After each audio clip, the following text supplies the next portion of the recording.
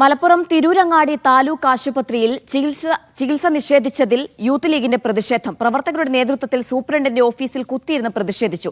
ആശുപത്രിയിൽ വീട്ടമ്മയ്ക്ക് ചികിത്സ നിഷേധിച്ചതുമായി ബന്ധപ്പെട്ട മീഡിയ വൺ വാർത്തയ്ക്ക് പിറകെ യൂത്ത് ലീഗ് മുഖ്യമന്ത്രിക്ക് പരാതി നൽകിയിരുന്നു. പ്രതിഷേധവുമായി എത്തിയ പ്രവർത്തകരെ ആശുപത്രി ഗേറ്റിന് മുന്നിൽ പോലീസ് തടഞ്ഞു. തുടർന്ന് പ്രധാനപ്പെട്ട 4 പ്രവർത്തകരെ അകത്തേക്ക് കയറ്റിവിടുകയായിരുന്നു. ആശുപത്രിയിൽ സൂപ്രണ്ടില്ലാതെ വന്നതോടെ പ്രവർത്തകർ ഓഫീസിനുള്ളിൽ കുത്തിയിരുന്ന് പ്രതിഷേധിച്ചു.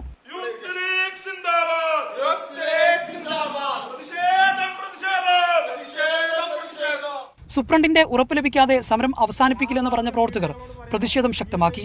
തുടർന്ന് പ്രവർത്തകരെ പോലീസ് ബലം പ്രയോഗിച്ചു മാറ്റുന്നതിനിടെ യൂത്ത് ലീഗ് നേതാവിന് വീണു പരിക്കേറ്റു.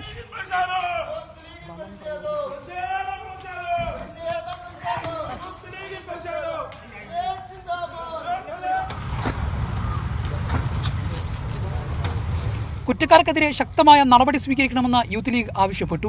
ഈ പ്രദേശത്തെ ജനങ്ങൾ ഇവിടെ വരുന്നത് ചികിത്സ ലഭിക്കും എന്നുള്ള ലക്ഷ്യത്തിലാണ്. ഈ വിഷയത്തിൽ കുറ്റക്കാർക്കെതിരെ നടപടി സ്വീകരിക്കണം എന്നുള്ളതാണ് യൂത്ത് ലീഗിന് ആവശ്യപ്പെടാനുള്ളത്. വരും ദിവസങ്ങളിൽ മറ്റു യുവജന സംഘടനകളും ആശുപത്രിയിലേക്ക് പ്രതിഷേധം സംഘടിപ്പിക്കാനുള്ള ഒരുക്കത്തിലാണ്. Media one, Tirur.